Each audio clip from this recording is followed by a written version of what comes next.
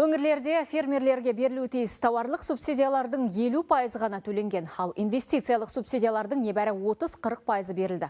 Мәжіліс депутаты Ерлан Сайыров өз сауалында ауыл шаруашылығында орын алған проблеманы көтерді. Бұған қоса, ауыл шаруашылығы министрлігі ұсынған жаңа Госагро-KZ платформасы толық жұмыс істемейді. Субсидия алуға өтініш қабылдай алмайды. Депутат 2022 жылға арналған қолдау қаржының барлық түрі бойынша қарызды тез арада өтеу қажет деп отыр. Астықты форвардтық сатып алуға бөлінген қаражаттың едәуір қысқарып қалғанында сынға алды. Мысалы, Ақмола облысы бойынша 12 миллиард теңге қажет болса, тек 4 миллиард теңге бөлінген.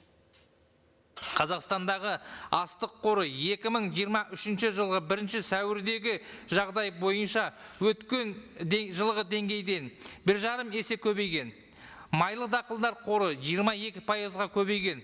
Бұл ауыл шаруашылығы тауарын өндірушілер өсірген егіннің едәуір бөлігі сатылмай қалды деген сөз. Яғни, ағымдағы жылы егіс жұмыстарын жүргізуге жеткілікті қаражат жоқ.